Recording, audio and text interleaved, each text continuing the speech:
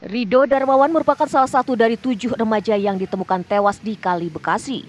Atas kematian Ridho, pihak keluarga pun meminta polisi mengusut kasus tersebut secara transparan. Jika polisi tidak terbuka dalam pengusutan kasus ini, keluarga berencana membawa kasus ini ke jalur hukum.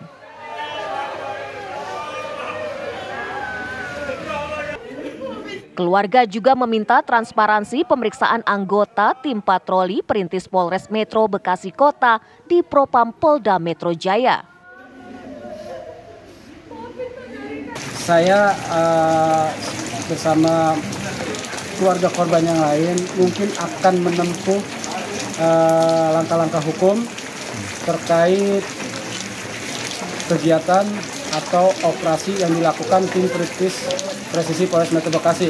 Yang akan kita pertanyakan itu adalah terkait SOP dari kegiatan mereka, apakah sudah sesuai standar atau tidak, atau ada pelanggaran kode etik. Dan itu yang kita minta kepada Kapolda, Kapolres untuk mengungkap sejelas-jelasnya. Jangan ada yang ditutup-tutupin karena kami korban. Selama ini polisi selalu membela diri seolah-olah mereka adalah terduga pelaku tawuran. Ayo kita uji, betul atau tidak mereka terduga tawuran.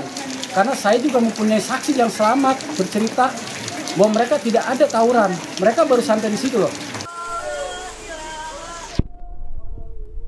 Upaya menempuh jalur hukum juga akan ditempuh keluarga Vino Satria. Maulana, orang tua Vino, meyakini adanya kesalahan yang dilakukan tim presisi Polres Metro Bekasi Kota dalam penanganan para remaja tersebut. Sebelumnya Polda Metro Jaya telah menegaskan patroli yang dilakukan tim presisi Polres Metro Bekasi Kota telah sesuai standar operating procedure (SOP). Sementara itu, Komisi Kepolisian Nasional atau Kompolnas menyatakan tidak menemukan adanya pelanggaran prosedur dalam penanganan tawuran remaja di Bekasi. Lantas, benarkah ada kejanggalan kematian di Kali Bekasi? Mungkinkah ditemukan fakta-fakta baru dalam rekonstruksi yang akan digelar? Lalu, apakah langkah hukum keluarga bakal berubah? Tim TV One mengabarkan. Ya pemirsa, betulkah ada kejanggalan dari kematian 7 remaja di Kali Bekasi dan apakah pula juga temuan ataupun fakta terbaru yang ditemukan oleh pihak kepolisian dalam kasus ini serta langkah hukum apa yang akan ditempuh oleh sejumlah keluarga korban. Kita akan membahasnya malam hari ini bersama dengan sejumlah narasumber yang sudah hadir di studio. Bersama saya di sini ada Irjen Pol Beni Mamoto dari Kompolnas. Pak Beni, selamat malam. Sehat Pak? Dan juga bergabung bersama kita Bang Reza Indragiri, psikolog forensik. Bang Reza, sehat? Alhamdulillah sehat. Alhamdulillah. Dan juga bergabung melalui sambungan Zoom ada Kompol Audi Joize Oroh, Kasat Reskrim Polres Metro Bekasi Kota. Selamat malam Pak Kasat Reskrim, Pak Audi. Selamat malam Mbak. Dan juga bergabung bersama kita kuasa hukum dari korban Vino, Bang Victor Christian. Selamat malam Bang Victor. Selamat malam Bang. Ya. Bu. Bang Victor, pertama-tama kami tentu ingin mengucapkan turut berduka atas kepergian dari Vino. Tapi Bang Victor, mungkin kalau bisa dibagikan cerita kepada kita semua. Awal mula sebenarnya Vino ini berpamitan, berkomunikasi dengan keluarga, Anda kemana? Jadi selamat malam untuk semua bapak-bapak semua. Jadi Vino itu sebelumnya itu memang di hari Minggu pada waktu itu memang dia ulang tahun. Dia memang ada acara ulang tahun, sebelumnya juga sudah izin ke orang tuanya bahwa Pak, Vino mau ngadain acara ulang tahun bersama teman-temannya. Kebetulan orang bapak dan mamanya, orang tuanya menyarankan kenapa nggak di rumah aja. Tapi karena takut bising tetangga, oke lah, akhirnya pergilah si Vino sebelumnya. Sebelum pergi dia ke teman-temannya, memang diizin sebentar. Nanti Vino mampir ke rumah nenek, sekarang ke rumah AA-nya. Seperti itulah, Bu. Oke. Ingin merayakan ulang tahun di mana disampaikankah kepada pihak keluarga bersama dengan siapa saja begitu? Terakhir kali dia bilang mau merayakan ulang tahun bersama teman-temannya, tapi dia mau mampir dulu ke rumah neneknya dulu. Kebetulan ada teman-temannya yang pergi, itulah saksi yang hidup, yang selamat. Oke. Itu aja. Nah, komunikasi terakhir antara Vino dengan keluarga ini seperti apa, Pak? Karena kan juga sudah sampai dini hari begitu. Apakah keluarga juga kemudian sempat mencari di mana keberadaan Vino atau seperti apa? Jadi untuk orang tua korban, khususnya ayahnya Vino, dia sudah coba untuk menghubungi terakhir kali itu jam 2 pagi, tapi HP-nya tidak aktif. Sampai jam 3 pagi juga tidak aktif. Coba untuk menghubungi neneknya. Kalau dari penjelasan neneknya pun dia sudah pulang. Jadi ya putus koneksi itu sekitar jam 3 pagi, 4 pagi itu sudah nggak ada komunikasi sama sekali. Sampai akhirnya besok paginya pun orang tua korban mencari tahu ke teman-temannya Vino ini, ada yang melihat Vino gak semalam, soalnya Vino belum pulang-pulang ini, handphonenya mati. Nah, dari pengakuan teman-teman sekitarnya melalui foto di Instagram, itu ada foto Instagramnya kebetulan dari Polsek Bekasi Timur, ada dugaan ketangkap nih, ada anak-anak yang di bawah umur yang ketangkap dugaan tawuran. Kebetulan salah satu yang tertangkap itu dari foto mirip dengan Vino. Jadi di situ ada rasa senang orang tua bahwa oh berarti anak saya bukan korban, cuma melalui foto doang itu, Bu. Selanjutnya keluarga coba untuk berkoordinasi dengan Polsek. Pada saat ke Polsek ke Rawalumbu, memang para yang ditangkap ini sudah dilimpahkan ke Polres. Nah, akhirnya mereka ke Polres. Kebetulan di Polres juga waktu itu hari Minggu itu belum bisa ketemu karena katanya masih diperiksa, jadi belum bisa menghadap lah, belum bisa melihat. Taunya itu hari Senin, Bu. Hari Senin itu keluarga siang ke Polres untuk memastikan lagi anaknya. Dapat informasi dari tim Polres bahwa atas nama Vino Satriani tidak ada di sini. Coba ya mohon kerendahan hati, coba dicek ke Rumah Sakit Kramat Jati. Seperti itu, Bu, alur ceritanya.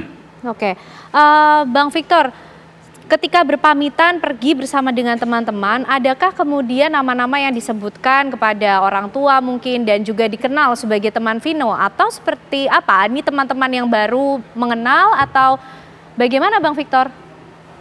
Jadi kalau menurut kesaksian yang hidup itu, jadi Vino itu dijemput oleh temannya, satu orang doang. Jadi mereka satu orang tuh 2 motor. Kebetulan tetangga juga, nggak jauh juga dari rumah. Dan kebetulan yang temennya yang ikut bareng sama Vino pergi itu kebetulan selamat. Dia selamat karena dia nyebrang ke seberang. Dia ibaratnya dijemplung lah, tapi dia selamat. Nah, dari kesaksian saksi ya yang di TKP, kan saya tanya juga, kamu kenal gak sama semua orang itu? Kalau dari kata saksi dibilang, gak ada yang kenal saya, Bang. Soalnya itu, kenapa itu rame? Karena dari mungkin Vino ngundang temennya, tapi temennya ngundang teman lagi, dan temennya ngundang teman lagi. Jadi gak ada yang saling kenal. Jadi untuk saksi ini kebetulan cuma kenal Vino doang. Yang lainnya dia gak kenal, Bu. Oke, Bang Victor, kenapa kemudian ingin membawa kasus ini ke jalur hukum? Apa yang melatar belakangi? Sebenarnya gini, Bu. Ada kekhawatiran, kita bicara sebagai orang tua lah. Ada seorang ibu, ada seorang ayah yang anaknya meninggal, ya mohon maaf tidak wajar. Contoh misalkan kalau sakit itu nggak masalah. Ini anak ini diduga meninggal karena tenggelam. Jadi sampai saat ini pun kenapa orang tua masih kecewa dengan proses ini dari rumah sakit sampai penyerahan ini, karena tidak ada kejelasan, tidak ada pendampingan pun dari pihak rumah sakit maupun Polres, terlebih Polres Kota Bekasi. Kami malah berharap, ayo dong Polres Kota khususnya buat Pak Kasat izin. Ayo dong Pak Kasat datang aja, kita ibarat tabayun, datang ke rumah keluarga korban, jelaskan kenapa terjadi, apa yang terjadi. Begitu, maunya keluarga itu seperti itu, Bu. Karena sampai sekarang pun tidak ada kejelasan kenapa anaknya ini meninggal. Terus kenapa susah sekali proses ini pengambilannya. Apalagi sampai di rumah duka pun, ya mohon maaf. Kondisi jenazah pun sudah tidak dikenal lagi. Ya mohon maaf, kalau saya bisa bilang, saya pun udah nggak bisa lihat. Udah nggak bisa nyium lagi. Jadi ada rasa kecewa keluarga. Kok tidak ada transparansi sama kami, tolong dong undang kami. Apa sih yang terjadi? Terus terkait masalah otopsi juga. Tiba-tiba hari Selasa itu pada waktu saya ke sana, hari Senin itu dari pihak rumah sakit dibilang anaknya tidak otopsi. Hari Selasa saya pendampingan hukum, saya bertemu dengan pihak forensik, tiba-tiba dibilang sudah diotopsi. Saya tanya, atas perintah siapa? Atas perintah penyidik. Oke, nggak apa-apa, memang mungkin kepolisian memang ada diskresi, tapi apakah sudah ada pemberitahuan? Tidak ada pemberitahuan sama sekali. Sampai dari awal rumah sakit kami di rumah sakit sampai sekarang tidak ada pun penjelasan dari pihak Polri, khususnya buat Polres Kota Bekasi. Itu aja sih, Bu. Oke, Pak Audi, mungkin langsung saja menanggapi, merespon apa yang disampaikan oleh Bang Victor, kuasa hukum dari korban Vino ini seperti apa, Pak? Merasa nampaknya ada sikap tidak transparan dari pihak kepolisian dalam menangani kasus ini? Baik, Mbak. Mungkin bisa saya jelaskan, Mbak. Kita dari awal sudah sangat transparan, Mbak. Kita selalu memberitakan atau selalu menginformasikan setiap perkembangan yang kami peroleh, Mbak. Jadi dari awal adanya temuan ke-7 jenazah yang memang pada saat itu tidak ada identitas satupun dari ke-7 jenazah, makanya kita melakukan evakuasi ke RS Polri, Mbak, untuk melakukan identifikasi. Itu pun dari pihak RS Polri pasti akan melakukan prosedur-prosedur yang memang sudah baku dan sudah ada di RS Polri dalam melakukan identifikasi, khususnya untuk jenazah yang belum memiliki identitas gitu, Mbak. Dan untuk tadi pernyataan Pak Victor, kami dari pihak RS Polri maupun kami dari Polres kami selalu komunikatif, Mbak. Pada saat penyerahan juga kami komunikatif, pada saat di rumah juga dari pihak kepolisian juga hadir, Mbak, ikut takziah juga seperti itu. Jadi kalau tadi disampaikan tidak komunitas itu, mungkin bisa saya luruskan di sini, dari kami selalu hadir, Mbak. Gitu. Oke. Lalu bagaimana Pak Audi mungkin menanggapi soal adanya kesalahan prosedur dalam penangkapan saat berpatroli begitu? Baik, Mbak, mungkin itu dari kemarin dari tim dari Komisi 3 juga sudah terjun ke lapangan langsung, dari Kompolnas juga sudah terjun ke lapangan langsung untuk mengecek apakah memang ada kesalahan prosedur atau tidak, dan mungkin kita sudah menerima informasi baik dari Komisi 3, DPR maupun dari Kompolnas bagaimana prosedur yang telah dilaksanakan oleh tim patroli itu sudah sesuai dengan SOP yang ada, Mbak. Demikian. Oke, baik Pak Beni, bagaimana nih Pak dari Kompolnas sendiri sejauh ini juga turun tangan dalam mengungkap misteri di balik kematian 7 remaja ini, Pak? Termasuk juga tadi keluarga merasa ada yang janggal nih dalam penanganannya. Seperti apa, Pak Beni? Ya, yang pertama memang kami dari Kompolnas sudah turun ke Polres Bekasi. Kami menerima paparan tentang bagaimana tahapan penanganan peristiwa yang terjadi, bagaimana penanganan 7 jenazah yang ditemukan, dan 3 orang yang ditetapkan sebagai tersangka karena membawa senjata tajam. Nah, pada saat itu kami minta boleh enggak kami mewawancarai mereka. Ini dalam rangka kami menggali lebih dalam lah tentang apa yang sesungguhnya terjadi, termasuk tindakan aparat. Nah, pada saat itu digelar dari si Propam menyampaikan bahwa anggota yang patroli sudah diperiksa oleh Bid Propam Polda Metro Jaya dan hasilnya tidak ditemukan pelanggaran. Ini disampaikan langsung. Namun menurut saya ini perlu menunggu. Menurut saya ini belum kesimpulan akhir. Perlu menunggu masukan dari publik. Adakah saksi, adakah pihak-pihak yang bisa memberikan masukan informasi tentang bukti adanya pelanggaran, kan begitu. Jadi dari internal sudah, tetapi kalau nanti dari publik ada yang menyampaikan, Pak ini saya punya bukti ini videonya ada, fotonya ada, itu perlu dikembangkan. Jadi sekali lagi dalam hal adanya pelanggaran ini belum final, masih dalam proses. Kemudian nanti kalau sudah tuntas pasti akan diumumkan. Ada satu hal, kita semua menunggu. Setelah selesainya identifikasi 7 jenazah, clear sudah serahkan keluarga sudah. Tapi penyebab kematian kita masih menunggu hasil otopsi.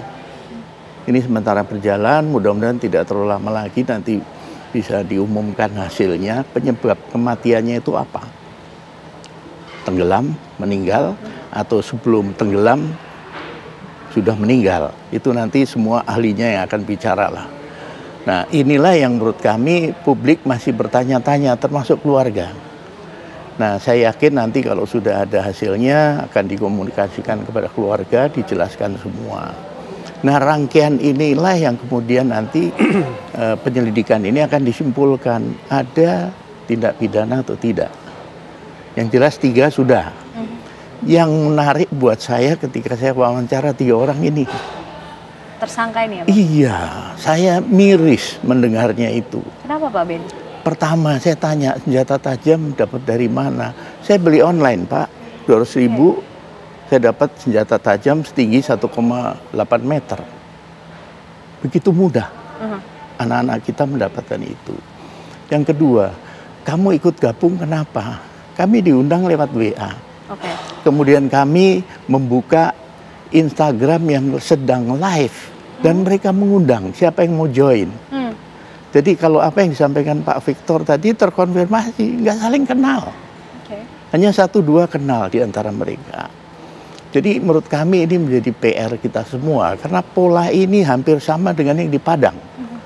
Di Padang kami juga turun ke sana, Pak Kapolda memerintahkan untuk patroli cyber, memetakan kelompok-kelompok yang suka tawuran ini banyak. Nah di sini nanti tentunya perlu peran semua pihak ya. Baik.